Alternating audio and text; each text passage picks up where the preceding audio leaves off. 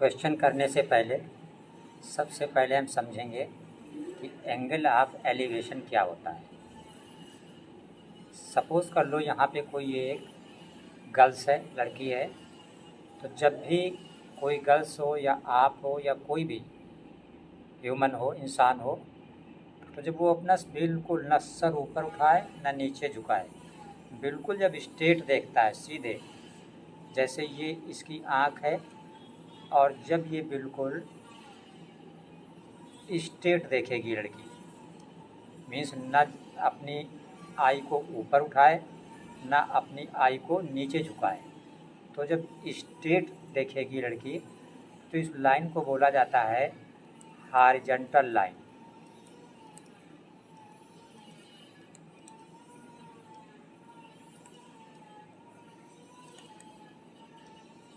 क्या बोला जाता है? Horizontal line. अब सपोज़ कर लो इस लड़की को कोई ऐसी ऑब्जेक्ट देखना है जो ऑब्जेक्ट कहाँ है, ऊपर रखा हुआ है। मान लीजिए ये कोई ऑब्जेक्ट है, यहाँ पे ये सपोज़ कर लो काइट है। क्या है? काइट। अब इस काइट को लड़की देखना चाहती है तो इसे क्या करना होगा? अपनी आई साइड ऊपर के उठाना होगा। तो जब देखेगी लड़की इस काइट को तो काइट से जो आई को मिलाने वाली लाइन होगी उसे कहा जाता है line of sight. Line of sight. Line of site क्या है? The line joining the object and I is called line of sight. तो जो एंगल लाइन ऑफ साइट और हॉरिजॉन्टल लाइन, आई की हॉरिजॉन्टल लाइन के बिटवीन बनता है, इसे कहा जाता है एंगल ऑफ एलिवेशन। तो एंगल ऑफ एलिवेशन आपका क्या होता है? Angle formed between line of site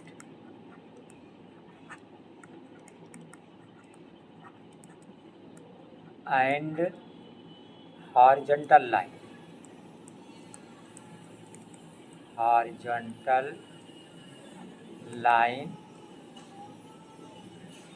उसे कहा जाता है एंगल ऑफ एलिवेशन। ये लाइन ऑफ साइट है, ये हॉरिजॉन्टल लाइन है, तो ये आपका जो एंगल है वो कहा जाएगा एंगल ऑफ एलिवेशन।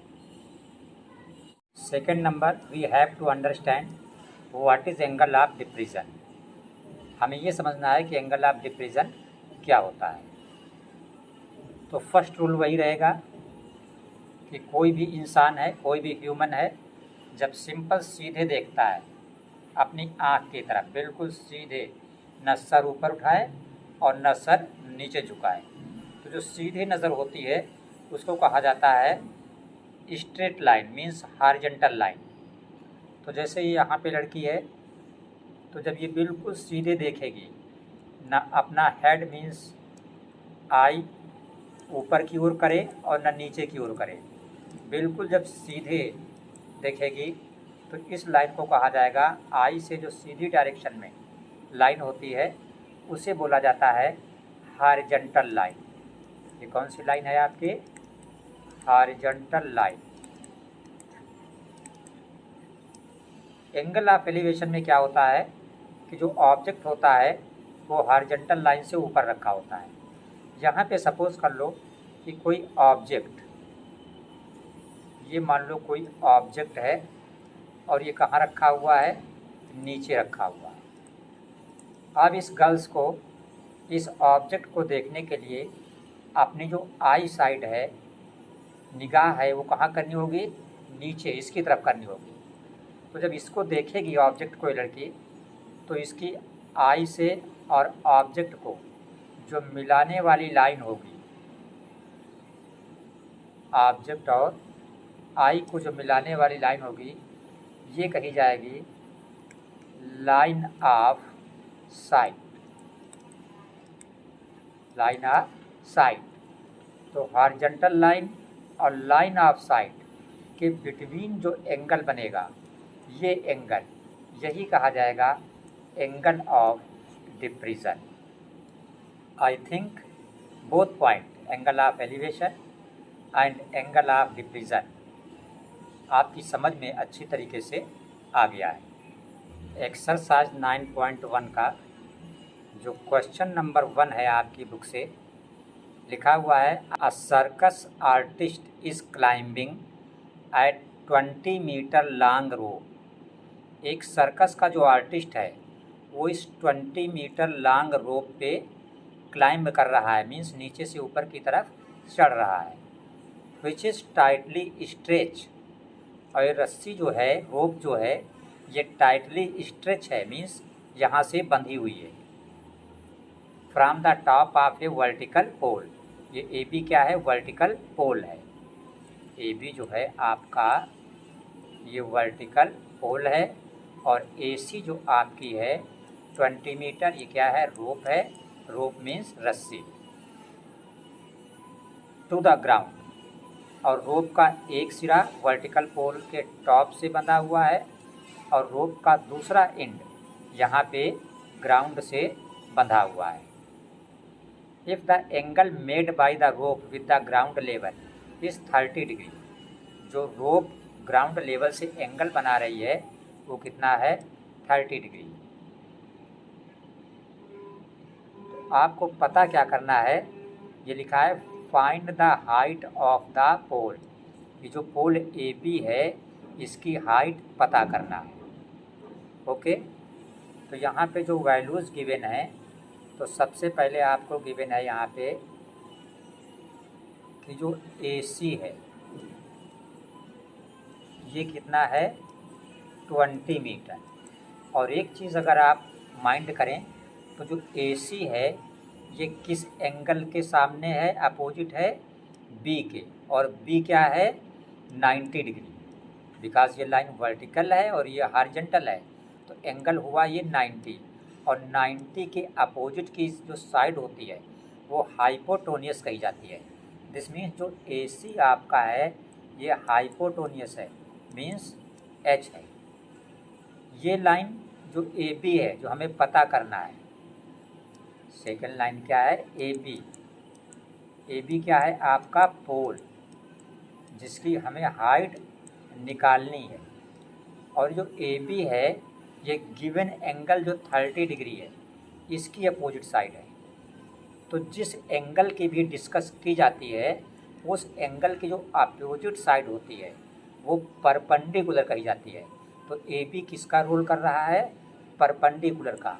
तो दिस मीन जो ए बी आपका है परपेंडिकुलर का मतलब पी है। दिस मीन्स आपको हाइपोटोनियस गिवन है और परपेंडिकुलर फाइंड आउट करना है। तो ऐसा फार्मूला यूज़ करेंगे जिस फार्मूले में परपेंडिकुलर आए और हाइपोटोनियस आए। तो ऐसा फार्मूला क्या होता है, साइन का, because you know sine theta equal P upon H, perpendicular upon hypotenuse. तो हम लिखेंगे in triangle A B C, in triangle A B C sine theta equal P upon H, perpendicular upon hypotenuse. Sine theta, theta कितना है 30, तो sign 30, P, P आपका क्या है, A B. A B जो है ये परपेंडिकुलर का वर्क कर रहा है यहाँ पे, अपॉन एच, हाइपोटोनियस क्या है 20 मीटर, तो नीचे लिख देंगे आप 20। ए बी जो हाइपोटोनियस आपका क्या है, ए सी है, तो यहाँ पे फिलहाल आप जो है वो ए सी ही रखें। यहाँ पे 20 की जगह पर क्या रखें, ए सी रखें। अब आप वैल्यू पुट कर दें। साइन 30 की वैल्यू होती है 1/2 इक्वल, ए बी आपको फाइंड आउट करना है, ए बी रखेंगे, अपॉन ए सी कितना है 20 मीटर, 20 रख देंगे, क्रॉस मल्टीप्लाई कर दें, ए बी के सामने 2 है तो ये हो जाएगा आपका 2 ए बी इक्वल 20 के सामने 1 है तो 20 का 1 में मल्टीप्लाई करोगे तो ये आपका हो जाएगा 20। तो आपका ए बी इक्वल हुआ 20 और ये 2 कहाँ जाएगा अपॉन में 20/2। तो ए बी इक्वल आपका हो गया जब 2 से 20 को डिवाइड किया 10। तो A B equal 10। This means आपका जो ए बी पोल है उसकी हाइट कितनी है 10 मीटर।